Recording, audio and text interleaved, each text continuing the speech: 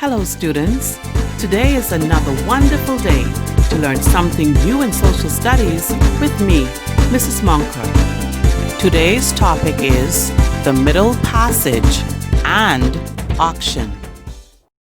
But first, you will need The Making of the Bahamas by Dawn Maples, a highlighter, a pen, and a notebook.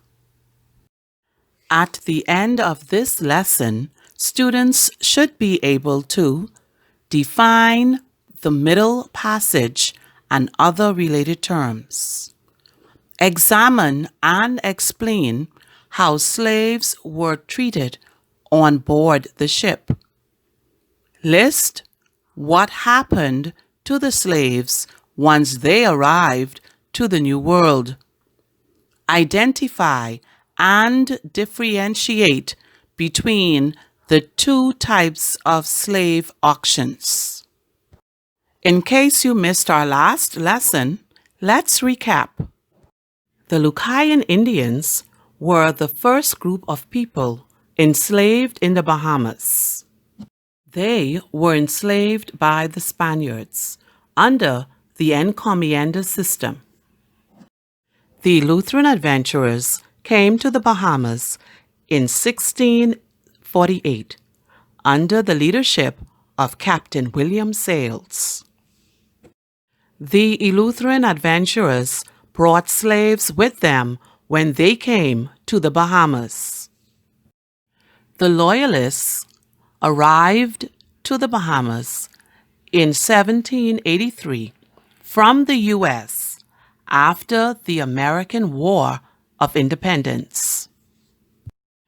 They brought with them their skills, ideas, plantation system, and, of course, slaves.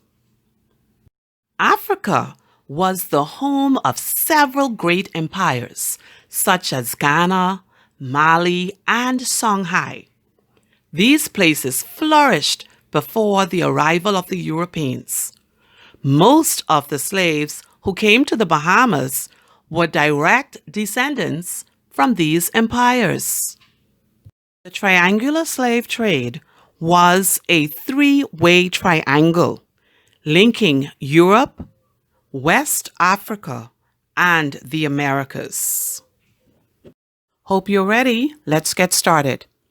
We are to listen to a short story about a slave boy. But first, let's look at some slave definitions.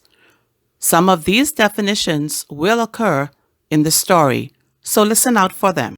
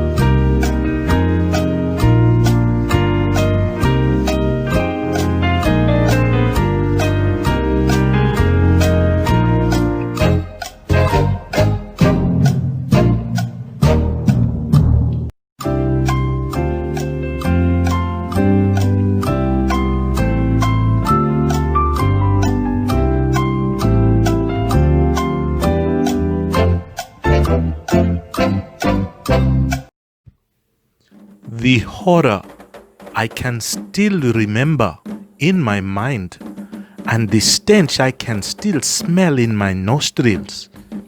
Even though these events happened about 50 years ago, it seems like it was only yesterday when I was taken after a group of men burnt my village to the ground.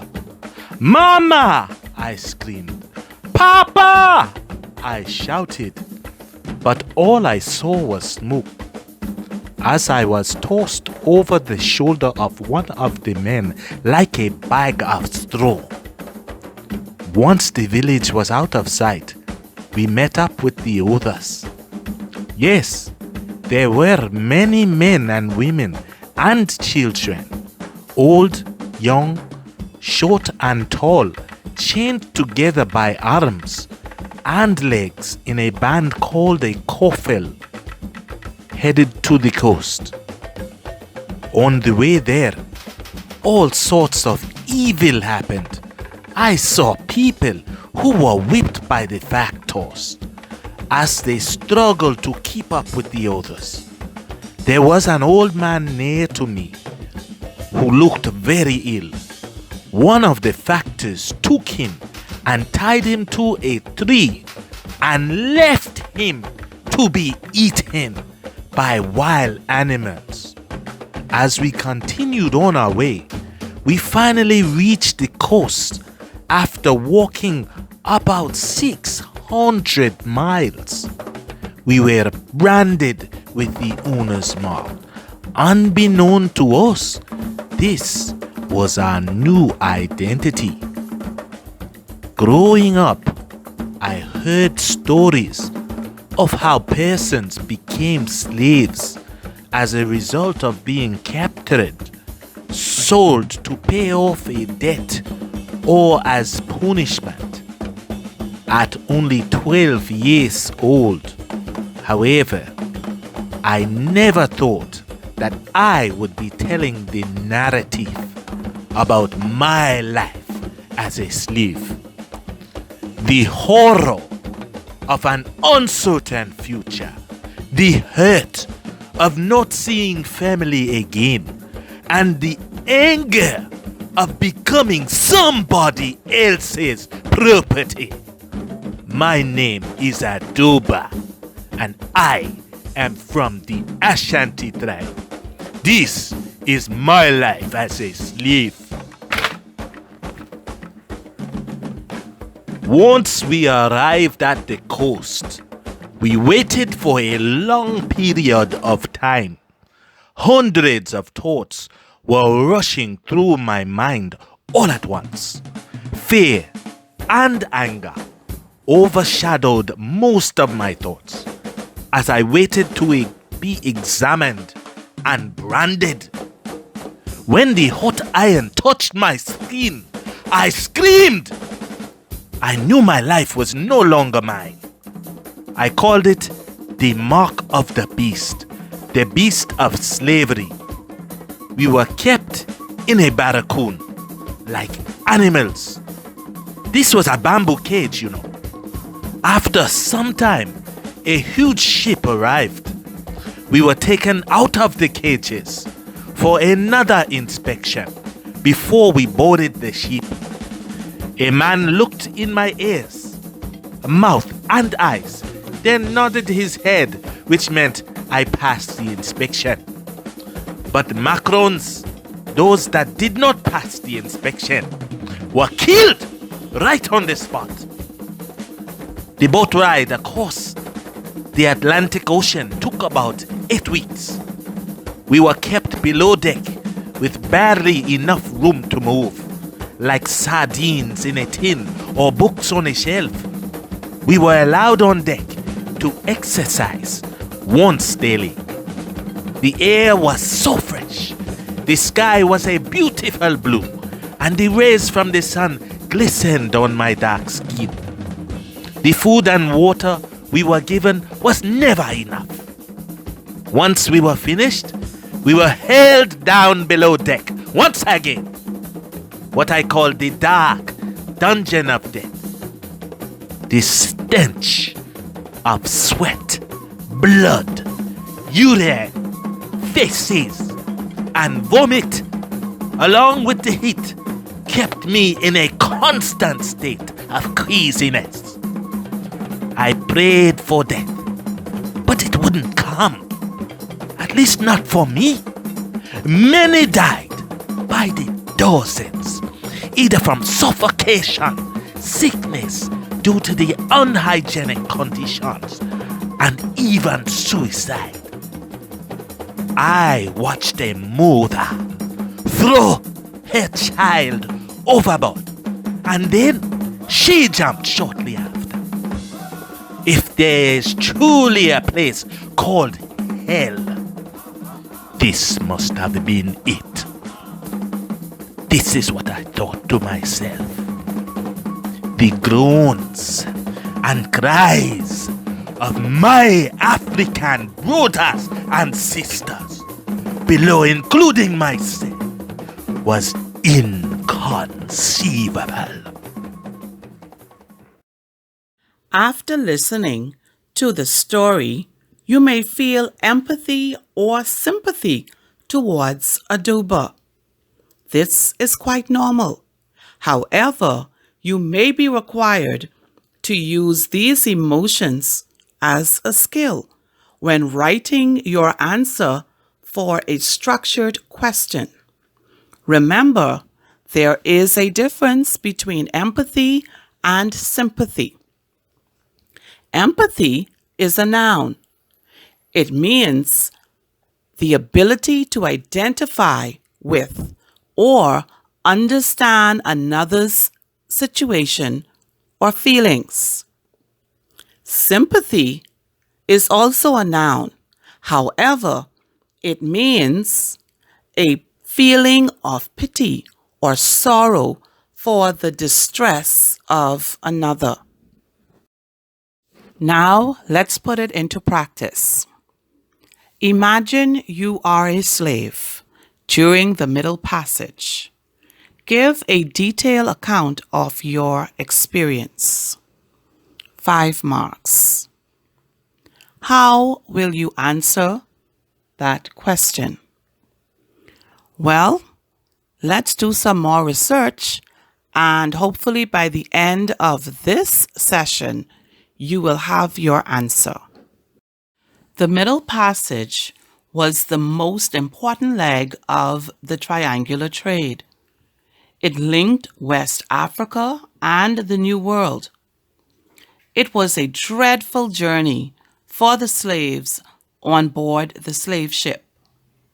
It lasted 6 to 8 weeks. The conditions on board the ship were horrible. The slaves were fearful because this was a new experience for them. Millions of slaves had made this journey, and millions have also perished. A slave ship carried about 500 to 600 slaves. Slaves were stacked like books on a shelf or like sardines in a tin, with very little space to move around, not even elbow space.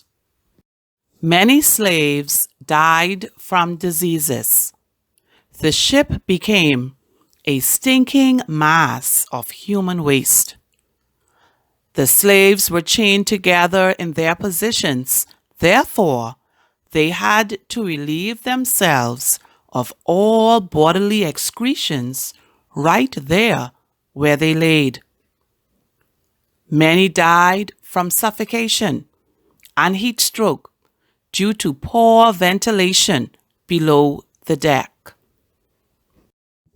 Also, many slaves preferred to die and tried to starve themselves by refusing to eat.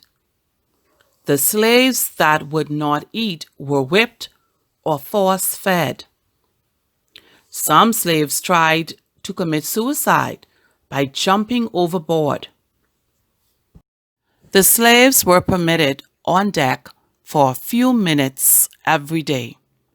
This was so that they can eat small bits of food, get some fresh air, and exercise. Because the slaves were so fearful and did not understand what was happening, they would be whipped, which will cause them to move and jump around, which would have been their form of exercise. Many slaves thought about fighting back. However, many of them did not speak the same language because they were a part of different tribes. Also, they were fearful without weapons. The few that tried did not succeed.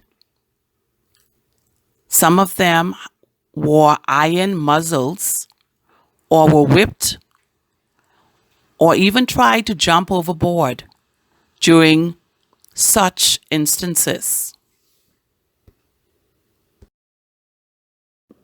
From about 1525 to 1866, 12.5 million Africans were taken from their homeland and forcibly shipped across the Atlantic, a journey that almost 2 million of them wouldn't survive.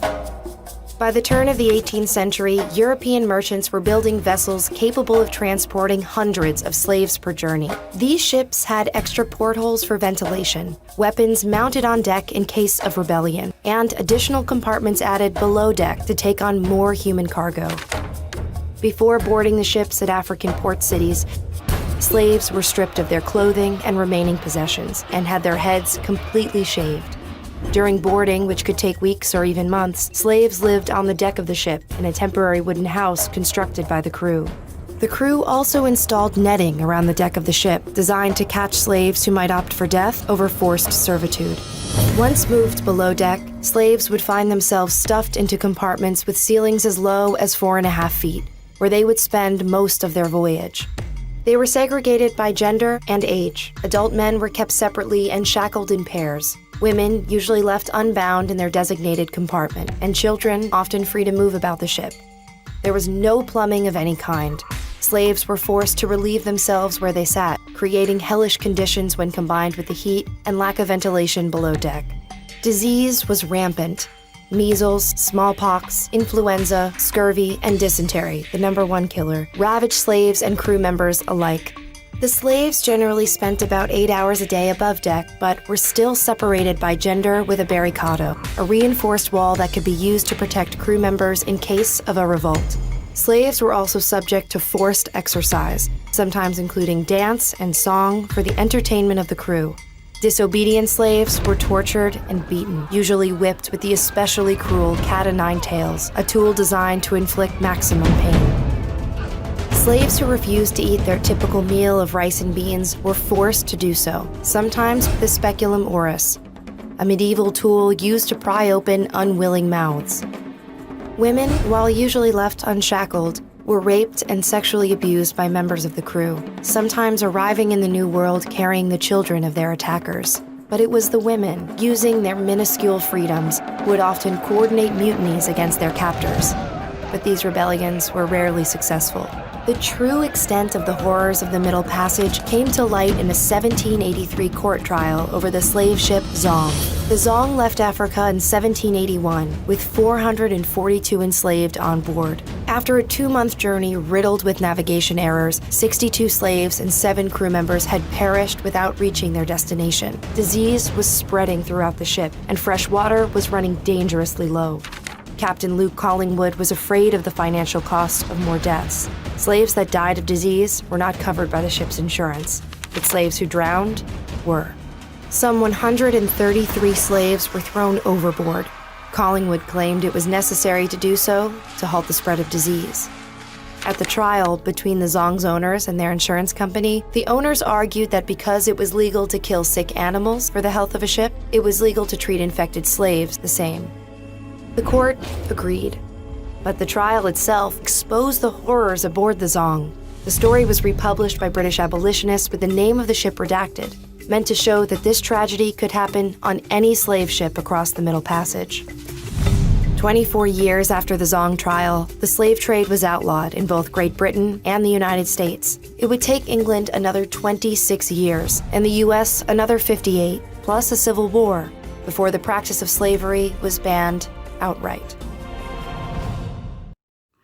Once the slave ship arrived at a West Indian or North American port, the Africans were put up for sale at auction.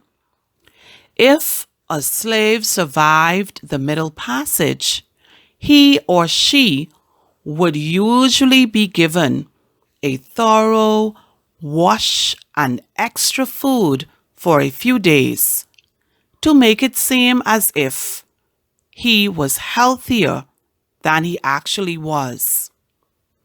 The slave auction itself was another new and terrifying experience for slaves. The Bahamas was well situated on the transatlantic trade routes to receive slaves brought from West Africa. Ships on their way to North America would often stop in Nassau. Therefore, Bahamian planters, like the Loyalists, got first choice of the best slaves. An auction would be first advertised in the Bahamian Gazette.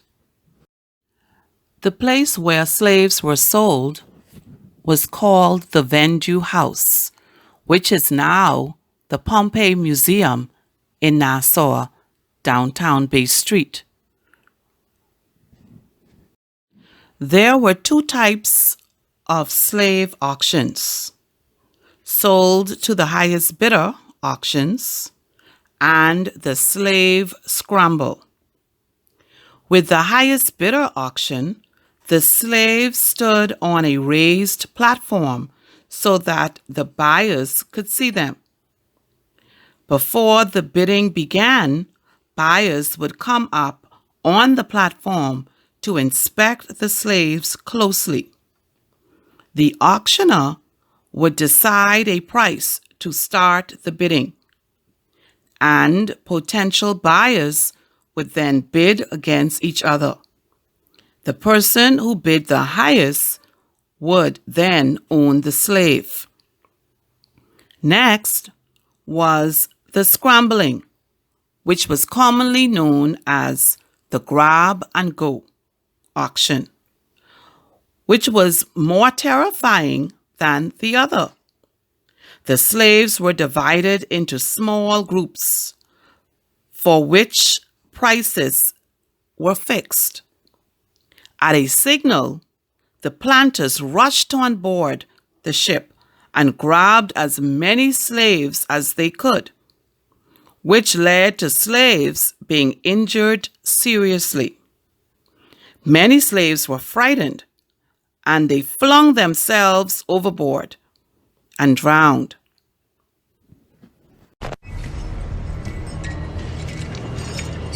(1841), New Orleans, ground zero for the slave trade. How much? It's auction day, the day every slave fears the most.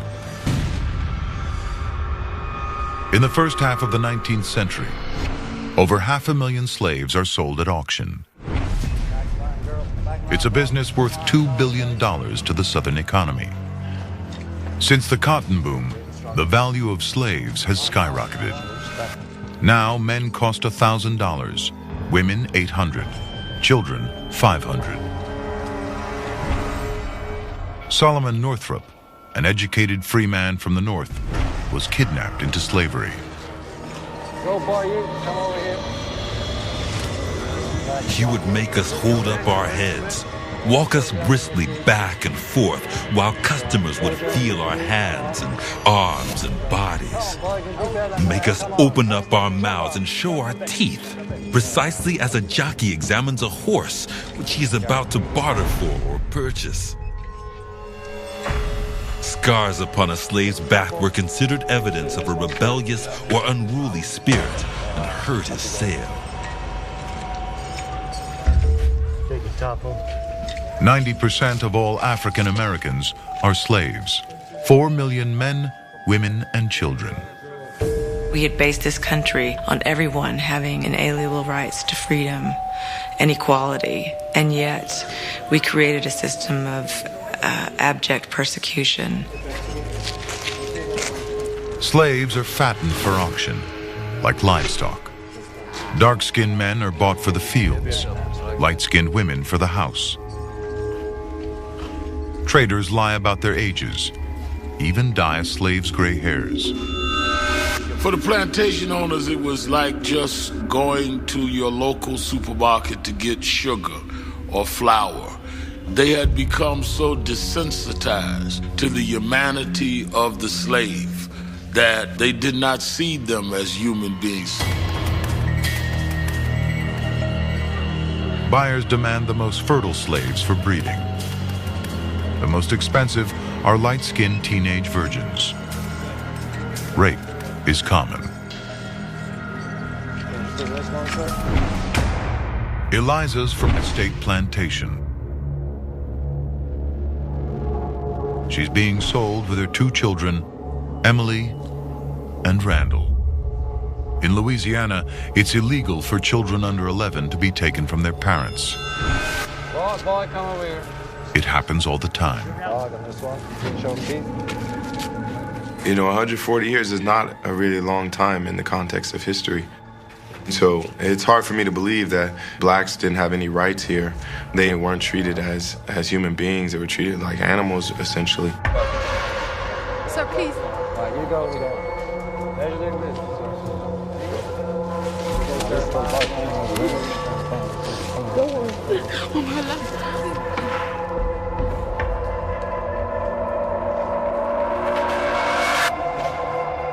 Over half the sales at auction will tear a family apart. If you've ever been 8, to think of being separated from your mother and your father and sold and you'll never see them again. The horror of that, the poignancy of all of that, and yet that's the kind of thing that happened across the South up until the end of slavery. Okay, my final offer. 1,000 for that man. Yep. 900 for that man. The woman there, $700. Please, buy my child. Sir!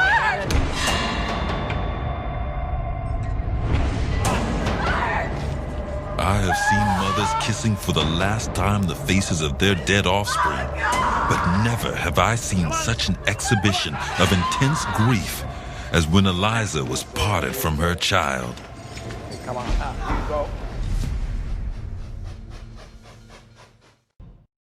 I hope you enjoyed the lesson so far, but most importantly, I hope you understood what was taught. It's now time to put on our thinking caps. Imagine you are a slave during the Middle Passage. Give a detailed account of your experience. This question is worth 5 marks. Step number 1 in your attempt to answer. Think about 5 things you remembered about this lesson as it relates to the Middle Passage. Quickly, let's go through my top 5. Slaves died. No space. Punishment.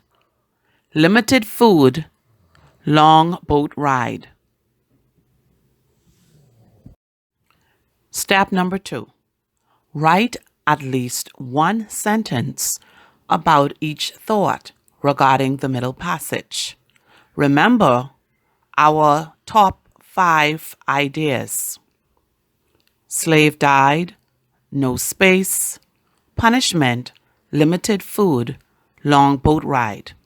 Now, let's attempt to put them into sentences. Many slaves died during the Middle Passage. There was hardly enough space to move around. Some slaves were punished if they tried fighting back. Slaves had very little food to eat. The ship took a very long time to reach the New World. Step number 3. Ensure that your sentences are well developed and the explanation about each experience is different. Now, let's read that question again. Imagine you are a slave during the Middle Passage. Give a detailed account of your experience. 5 marks. Now, let's try our answer. I had a horrible experience during the Middle Passage. Many slaves around me died from diseases and suffocation. It was so many of us that there was hardly enough room to move around. We were like books on a shelf. I was whipped as a form of punishment for trying to fight back. Some slaves were close to starvation because of the lack of food. The ship took at least 6 weeks or more to reach the New World. Remember, students, to describe or give an account of an experience that you would have never had, you must use empathy and sympathy and then connect it with the facts. Let's look at another question. The slave scrambling auction was more frightening than the highest bidder auction.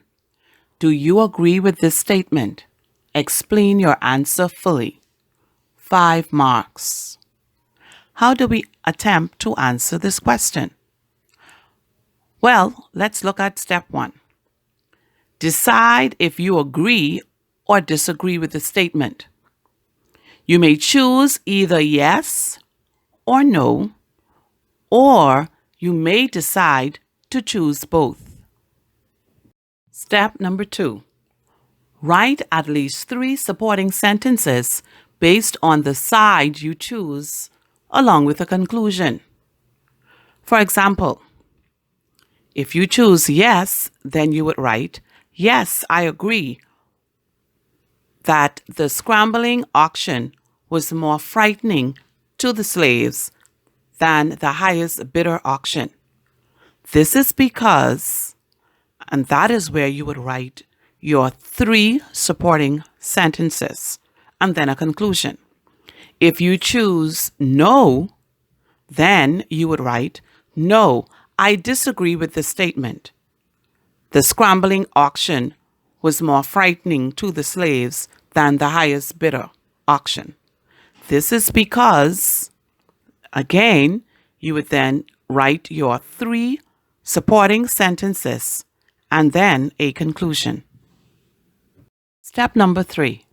If you wish to give a 2-sided response or a balanced answer, then consider the following. Yes, I agree with the statement that scrambling auction was more frightening to the slaves than the highest bidder auction. This is because, and then you would write your 3 reasons in complete sentences. After which you will attach the following. However, I also disagree with the statement because. There you would write 2 reasons why you disagree in complete sentences. Then finally, you would include, I conclude by saying that slavery was a terrible experience for slaves, and the slaves' auction just made matters worse. You did a very good job. I am so very proud of you. The thing that distinguishes slavery in Africa from Atlantic slavery is race. Europeans set in motion a system of slavery that was predicated on the idea that certain people were marked as enslavable. We've learned a great deal about the Middle Passage in the last 40 years or so. The volume of the trade involved the removal of about 12.5 million people from the African continent. The Middle Passage was the middle leg of a voyage that starts in Europe. The first passage is from Europe to Africa. The Middle Passage is the journey from Africa to America, and then the third passage is the journey back from America to Europe. The Middle Passage could take anywhere from 2 to 3 months. Men and women were separated. Men typically were held in the lower belly of the ship. The roof, if you would, was quite low, probably about 4 feet high. So people couldn't stand. African men were shackled together, and they were packed so closely together in a spoon-like position. And they would stay like that for pretty much the entire journey. You're talking about hundreds of people. You're at 120 degrees. It smells terrible. There are actually people dying around you, which has to be a traumatic experience for everybody on board.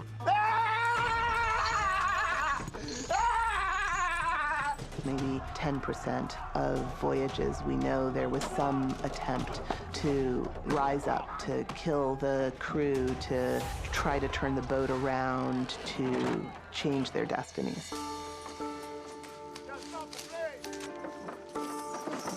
Historians have a hard time capturing what the Middle Passage must have felt like for enslaved men and women. It's a voyage that is deeply disorienting. It's a voyage to a place that you can't anticipate. You don't know what's going to happen to you. I don't think we have adequate words to capture that experience. I know this ain't home, but it's where you gotta be. Now, let's take a few minutes to review the definitions that we learned earlier at the beginning of this lesson.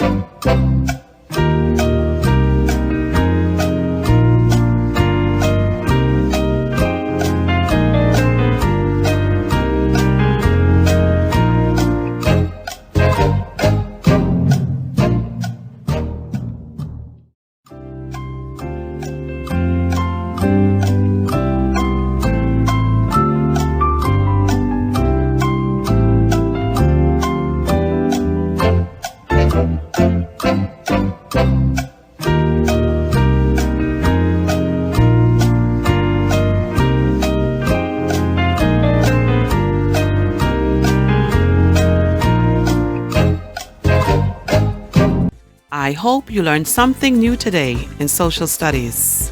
Remember to study smart and not hard. See you soon.